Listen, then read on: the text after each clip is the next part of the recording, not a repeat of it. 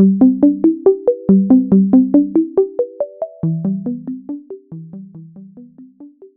are parents, whether they're in divorce or co-parenting after divorce, they have different ideas about the abilities and level of complexity of that child's needs. So we definitely don't want to surprise kids with this kind of new change in the family dynamics. One day, maybe one parent is gone. That's a big shock on the whole system for everybody.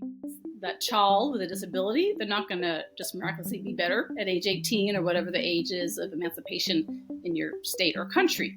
And so we want to consider that as part of the divorce. You process your emotions the best you can. So maybe it would benefit you to take some time, maybe to find mental health professionals or divorce coaches or whatever it might be to help you process what's happening. Welcome to the Just Separated podcast. Hi, I'm Karen Oman, a thanatologist, grief counselor, divorce strategist, and co-author of the Just Separated workbook. I draw on years of personal and professional experience to guide you through the challenges of your divorce. Together, with our expert guests, we'll equip you with the clarity, resilience, and tools to take charge and move forward with confidence. Follow Just Separated and join us as we explore the many different facets of divorce. Welcome back to the Just Separated podcast. I am your host, Karen Omand, co-founder of Divorce Workshop. And today we are going to talk about navigating divorce when you have children with special needs. And we are thrilled to have Ann Hughes, who's an expert in this field. Ann is a mother of sons on the autism spectrum and now a leader in the field of special needs divorce. Started special family transitions after her divorce to help others parent navigate the overwhelm and complexities of divorce involving children with disabilities. As a certified special needs divorce coach, a mediator, and parenting coordinator, Ann's mission is to help parents consider and advocate for the special needs of their children while reducing the time and stress expense in divorce and co-parenting challenges. Ann proudly shares her expertise on summits, podcasts, publications, live events, and her special family transition online platform. Ann also loves connecting with and educating professionals interested in divorce with children with disabilities. In her roles as co-director of the Special Needs Chapter of National Association of Divorce Professionals and instructor in divorce coaching and mediation training programs. Welcome, Ann Hughes, to the Just Separated podcast. Thanks so much, Karen. Pleasure to be here. So we're going to start off just saying that co-parenting in general is a big adjustment for anyone going through divorce.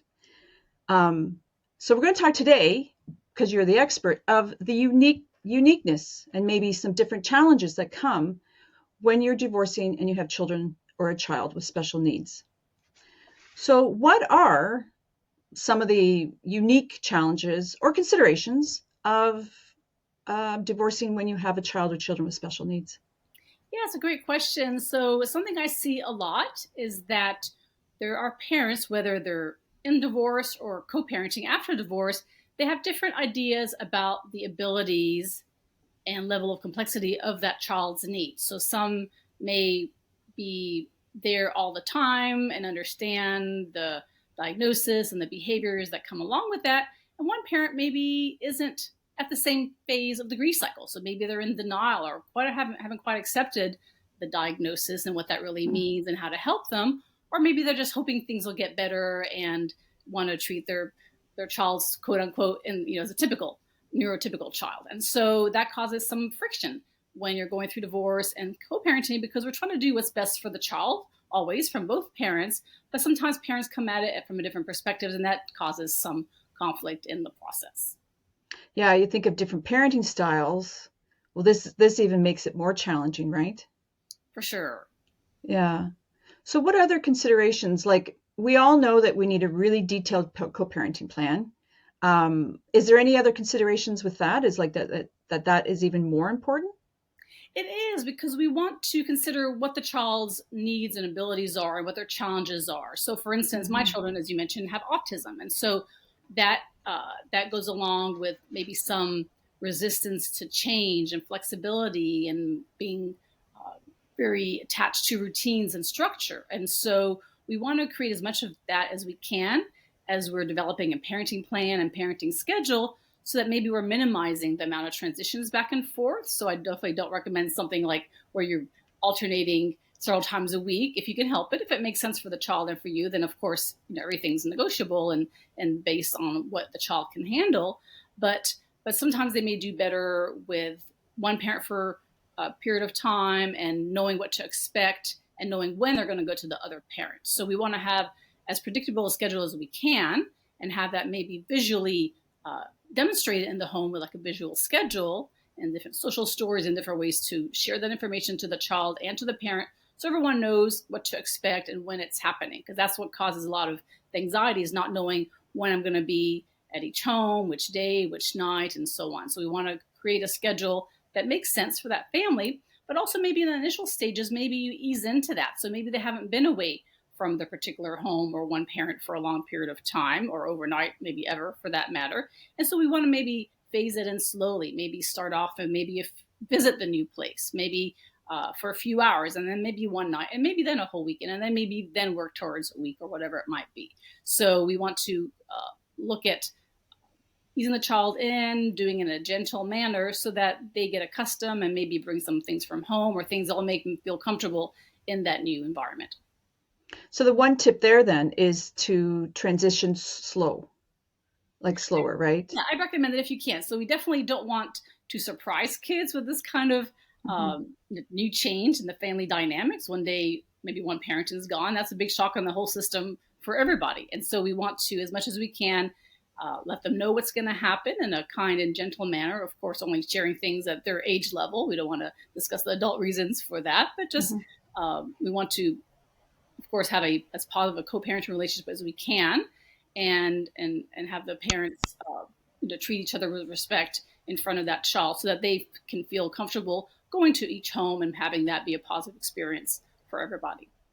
So as you bring that up, the question I have in mind to ask you is how do you tell your child who is special needs that you guys have decided to divorce? I mean, this is hard for all children. Is there anything that is different or unique with that? It is, and I tried so hard in my divorce to try to Mm. find someone to help me to get that guidance, and I really had a hard time with that. And finally, someone said to me, "So, Marianne, what do you do when there's a change and when you have to explain something to your kids that they weren't expecting or want them to adjust to?" I said, "Well, I create a social story."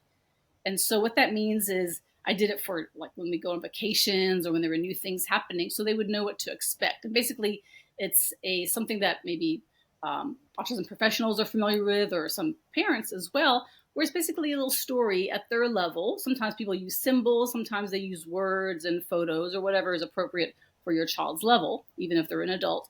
And you kind of explain what's going to happen in a level that they can understand in a positive tone, so that once again we're reducing the anxiety of something new, so they can know what to expect. Because like any child, they want to know, well, how does it affect me? So we want to show them they're going to be in the same school, show them maybe if it's available, pictures of the new home where they're going to be staying for when they're with the other parent, and other questions that may come up. So we don't want to overburden them initially with too much information, but just enough so that when there are questions, so whether it's through a story, maybe you can read several times. And for my kids, we created it, but also shared it with the teacher. So we want to let people who are involved in the child's life also be a part of this transition process. Because the last thing we want to do is maybe not tell maybe the teacher, and then they see some behaviors and other issues, withdrawing or aggression or whatever, however it may come out.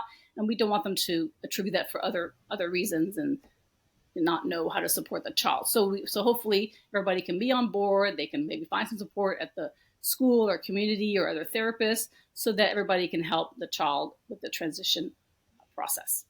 Yeah, I love that storyboard. You've talked about that before, and I think it's just a nice way to them to have ease them into this big decision, because it is a big decision and tough for everybody, but especially tough for children with special needs, right? Right. In addition to the story, then I would sit down, have both parents sit down together with the child or children and just explain what's happening, so that they can get information from the source at the same time. And granted, Mm-hmm. there may be discussions later with each parent and taken offline. But I think initially, if we can provide a united front, not have any blame, like this is mom's idea or dad's idea. To say this is what's happening to our family. That's what I call my stories. What's happening to my family, so that they can understand this is something that they didn't cause. It's something between mom and dad, and that we're going to make sure that each child is loved and happy in each home.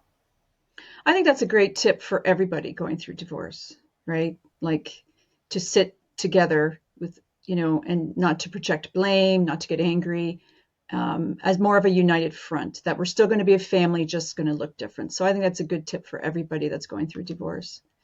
So one of the things that come up a lot with co-parenting in general is communication. Is communication breaks down, communicating issues. They have child apps, children, co-parenting apps and all that. Does that happen in your field as well? It does for sure. And part of that is maybe one parent isn't familiar, as I mentioned, with not of any fault of their own, but maybe they haven't been as involved. They don't know maybe what medicines to give or what therapies or how to handle certain challenges and behaviors when they come up. And so we want to be as transparent as we can, maybe prepare a little summary that the other parent can refer to. So some parents don't like being told what to do by the ex-spouse, but we want to do it in a respectful way that's more of a reference guide. So, okay, so here's the things that I do. Maybe here's a schedule. Maybe here's a list of providers. Here's a list of medicines. Here's go-to numbers if you have help. Maybe I had one parent who shared Amazon links for products that the other parent would need when they traveled to have for that child. And even though the other parent maybe wasn't receptive at the time, but he ended up using those links and was appreciative, and it did help the situation. So we want to share information, but like you said, there's either co-parenting apps that you can use, but if you don't, then even a weekly email updating kind of what's going on, so that the other parent is on board as to what's happening. Because we want everyone to be in the loop as much as we can, but definitely have a central place where people can get information, or hopefully if the lines of communication are positive enough, then hopefully that can go back and forth. But if they're not, then we want to have it in a neutral place. And one thing I will add is sometimes, as I mentioned, some people are not maybe receptive to that coming from that parent. And so you can bring in a third party professional. Maybe another role I have besides being a divorce coach, I'm also a parenting coordinator. So I can kind of be a neutral party sharing that information so that both parents are on board as to how to manage some challenges that they might encounter.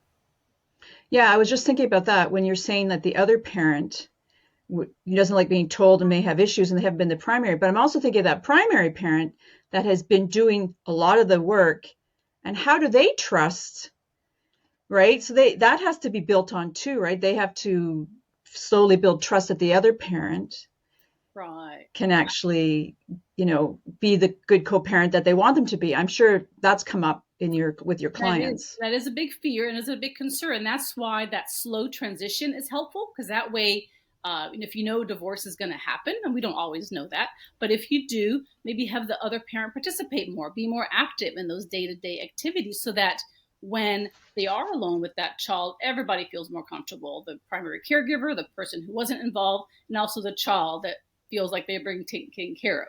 Because whether sometimes that child may be able to communicate verbally, maybe sometimes they can't, and so we want to, especially if they cannot, we want to have things in place so that child does get what they need. So I've even seen situations where there's a nanny or a caregiver that might travel between homes, and that person serves as the role of maybe some continuity and helping the other parent get up to speed as well. Mm-hmm. I like that the slow transition would be very beneficial for all the kids, but also for the co-parents, right? For sure. Mm-hmm. And healthier co-parents make healthier kids, like help with healthier kids, right? So, is there a difference so with regular co-parenting plans, we have, we kind of have it till 18 and then a bit of post-secondary education. And then they, lots of them leave, right? Or they come home lately, but they leave. And then, so is it different when you're co-parenting with disabilities, a child with disabilities? It is for sure. So whether it's the parenting plan or overall in the decree and different things to support that, we want to make sure that we're looking at the long term of the child. So some parents may push back on that, but my approach is is that child with a disability, they're not going to just miraculously be better at age 18 or whatever the age is of emancipation in your state or country. And so we want to consider that as part of the divorce. So what's going to happen when the child turns 18? That's a great question. Are we going to continue child support? How are both parents going to contribute to support that child, whether it's financially or emotionally or residentially, caregiving, all these kind of things that come into play where that child may or may not be able to go to higher education. They may have to find a private program or government programs, and who's going to be in charge of that? Who's going to make those decisions? And so we want to consider not just planning for the future and child support, and that looks different based on where you live, but you can always come to an agreement regardless of where you live anyway.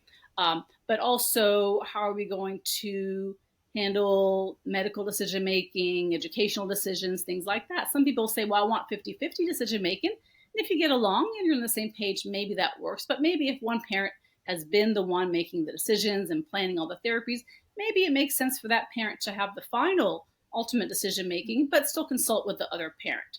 So the last thing we want is for parents not to agree, and then you have to hire a third person to be that decision maker. Well, do you really want someone outside the family making that decision? Mm-hmm. Or hopefully you can trust one parent to be able to do that for the best interest of the child.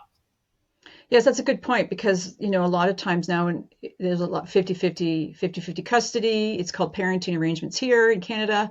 But really, it comes down to the best interest of the child. And if that person's been more primary and has had more time and has more time than the other, then I guess that needs to be talked about in the negotiation process. Right. And even if you have 50-50 time, doesn't mean you can't still have one parent have the final decision making for some certain things that maybe they're more the expert in, right? If one parent is always taking the child to the doctor, then maybe that makes sense. But it's a family by family decision for sure. Mm-hmm. So there's also then, is that a financial issue that comes up, right? Like if you have longer term decisions to make, then should they consider the financials as well as they're making these parenting plans? For sure. So the financial comes, I guess, there's a lot of aspects to that. So one is the child support amount and the duration of child support. So where I live, you can have above what they call above guideline child support. So it may not be the formula amount based on where you live that a typical divorce might have, and it may not end at 18. It can go past that. Some states in the U.S., for instance, have lifelong child support. Some go to age 26 and some are different. And so you're going to have to work with the lawyers. But hopefully, once again, both parents are on board and will do what's right. But there is some financial considerations. Some parents may push back and say, well, I don't want to commit to that right now because we don't know how the child is going to develop. Maybe we revisit that when the child is 18 and then reevaluate. So not to say you can't ever modify if you come to an agreement or didn't think about these things. Maybe your child was diagnosed after the divorce or you didn't realize what was happening and the severity and longevity of some of these needs. You can still go back and renegotiate and modify that in a legal manner as well. Mm-hmm.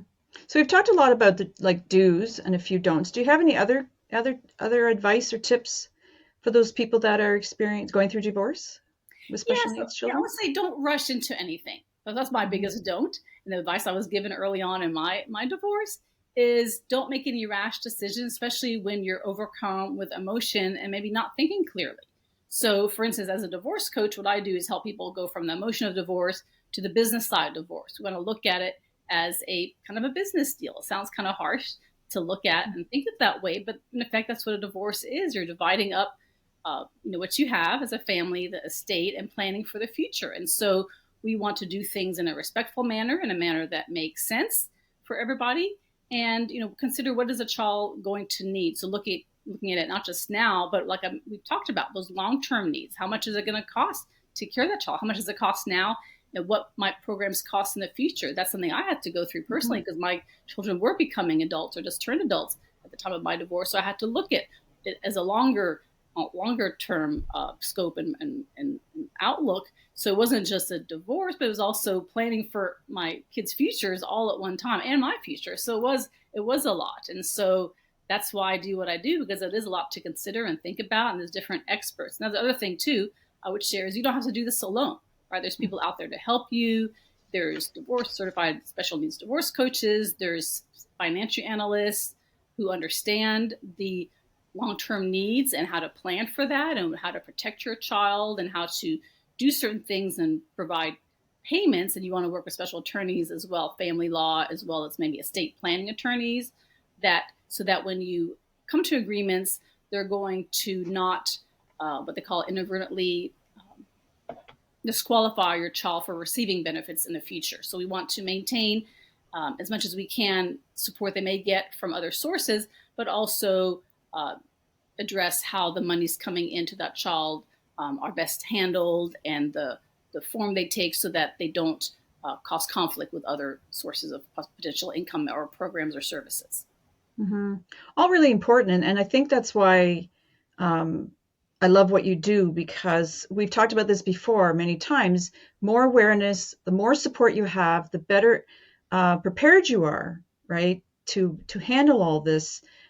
Because for yourself, as well as myself, we didn't have any support systems. We didn't have what is now, right? And even if you can't afford a divorce coach or whatever, as you said, you have lots of resources on your webpage. You do tons of podcasts and lots of summits.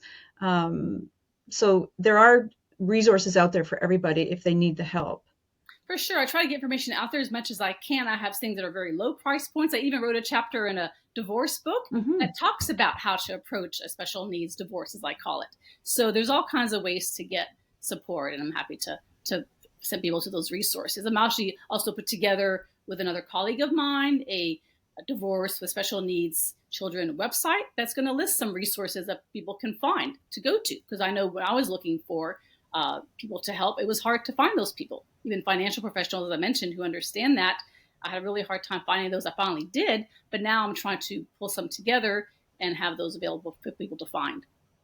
Yeah, because I'm a huge component of support systems, and I think the more support you have, the better you're going to come through this divorce, right? And your expertise, as well as your fellow experts in the field, can really help decrease that anxiety and uncertainty, and really make it the best you can for your children.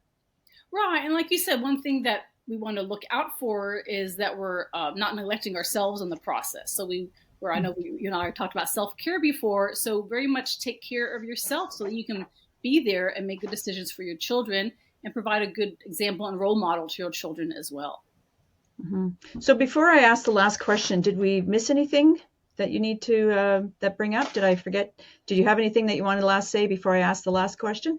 Oh, I think we covered a lot. So let's hear the question and we'll go from there. Okay, for someone who's just separated, whether they left or were left, what advice would you give them to help them to navigate the early and overwhelming early stages of divorce? And I think you mentioned taking a pause. Do you have anything else for those overwhelming early days? Yeah, so I would say process your emotions the best you can. So maybe maybe it would benefit you to take some time, maybe to find mental health professionals or divorce coaches or whatever it might be to help you process what's happening. Because then the next step, and kind of happens simultaneously as we talked about, is we want to figure out how to help the kids. So my big focus in this too is not just helping ourselves, but how do we help our kids? And that's kind of what we talked about. Social stories. We talked about ways to be as neutral as we can when we talk about the other parent, because some parents forget that maybe the child is nonverbal, but they can still maybe understand everything that you're saying. And if they don't understand the words, they can understand the tone. And so we don't want to create any more discord than currently exists. And we want to be able to, like you said, eventually trust the other co-parent to take care of that child. So we want to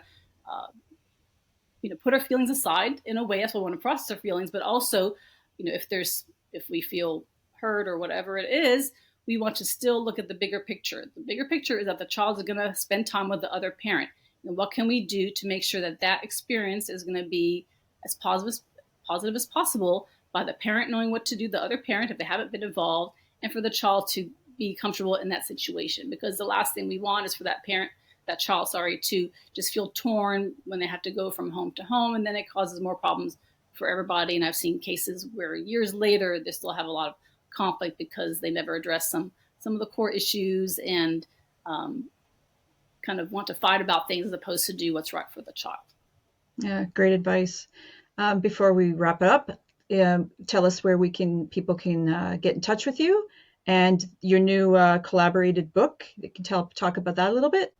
Great. Yeah, thanks. So the easiest way to find me is at my website, which is www.specialfamilytransitions.com. And there's a contact form to reach me. There's also links to my social media, but basically all my social media is under Special Family Transitions. And here's the book that I wrote, where it's called The Other Side of Divorce: Breakups That Lead to Breakthroughs. And I'm one of the 19 authors, and my chapter is the one on special needs. But there's great information on here about all aspects of divorce, getting through and thinking about the other side. There's co-parenting, there's high conflict things, there's different ways to approach divorce and the mindset to get you through in life afterwards. So yeah, this is a great book that people can get either on Amazon or from Action Takers Publishing. There's some free author bonuses, so lots of ways to get that, but I'm happy to share information on that as well. And I'm trying to put together some groups of people in the future, kind of taking through coaching programs using the methods I describe, but I also do one-on-one coaching. So definitely reach out to me. So there's plenty of free courses, like you said, or I can do one-on-one, or I can do some group coaching. So whatever you're interested in, let me know, and happy to share information to support people. Yeah, just to ask quick, do you do both parents, or is it just you do both parents as well as if one parent needs the support? Yeah, it's a great question. So as a coach, I would help one parent primarily. But since I am also a mediator and a parenting coordinator, I can work with both. So I have worked with some families, both. So in that case, I would be more of a neutral party, helping them have better lines of communication and share resources with both, as opposed to having, my first role as a coach would be helping one parent to best advocate for themselves and the child's needs. So it's a different way of looking at it. But definitely, I think if I can work with both, especially in the front end, I was in a situation where I helped both parents at the very beginning of the process. They were trying to decide whether or not to get divorced and what that would look like, about how to break the news to the to the child.